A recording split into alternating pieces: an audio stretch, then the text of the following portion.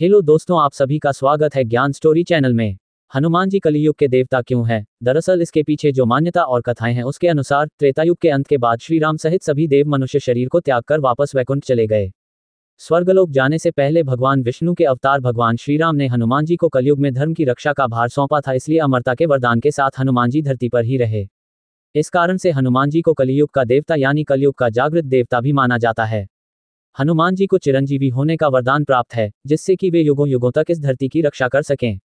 विष्णु पुराण, रामायण सहित कई पौराणिक कहानियों में हनुमान जी के कलियुग में होने के रहस्य बताए गए हैं, जिनके बारे में ज्यादातर लोग नहीं जानते। आइए जानते हैं कलियुग से जुड़े हनुमान जी के रहस्य और क्यों हनुमान जी कलियुग के देवता हैं। हनुमान जी को चिरंजीवी होने का वरदान प्राप्त है। कलियुग के अंत तक हनुमान जी सशरीर इस धरती पर विराजमान रहेंगे। हनुमान पर धर्म की रक्षा करने का कार्यभार है, इसलिए हनुमान जी वेश बदलकर पूरी धरती पर विचरण करते हैं। पौराणिक मान्यता है कि हनुमान जी उस जगह पर जरूर विराजते हैं जहां पर प्रभु श्री राम का नाम लिया जाता है या रामायण पाठ किया जाता। श्रीमद् भागवत पुराण के अनुसार कलियुग में हनुमान जी गंधमादन पर्वत पर निवास करते हैं। इस पर्वत पर पहुंच पाना हर किसी के बस की बात नहीं है। केवल एक मजबूत इच्छाशक्ति वाले भक्त को ही हनुमान जी के दर्शन हो सकते हैं। पौराणिक कहानियों में गंधमादन पर्वत कैलाश पर्वत के उत्तर में है। ये पर्वत सुगंधित वनों के लिए जाना जाता था। वर्तमान यानी कलियुग में आज ये क्षेत्र तिब्बत में स्थिति है। विष्णु पुराण, भविष्य पुराण, कल्कि पुराण सहित कई पुराणों में इस बात का उल्लेख मिलता है कि कलियुग का अंत करने के लिए जब भगवान विष्णु कल्कि अवतार लेंगे तो उनके सहयोग की जिम्मेदारी 7 चिरंजीवियों को दी गई है, जो पाप का नाश करके धर्म की स्थापना करने में भगवान कल्कि का सहयोग करेंगे।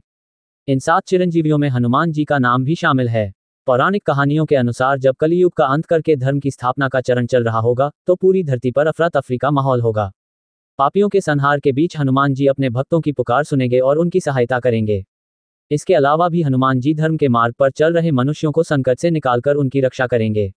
पौराणिक कहानियों में इस बात का उल्लेख मिलता है कि संसार में जब भी किसी पुण्यात्मा का जन्म होता है तो नकारात्मक शक्तियों में भय उत्पन्न हो जाता है।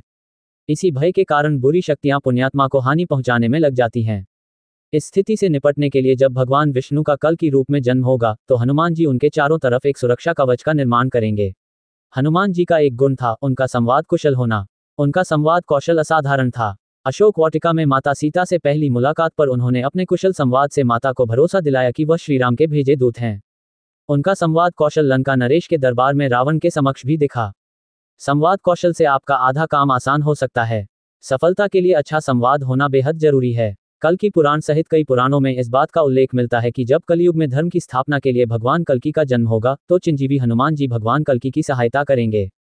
इस कारण से हनुमान जी कलियुग में सशरीर मौजूद हैं और उन्हें कलियुग का देवता यानी कलियुग में जागृत देवता कहा जाता है।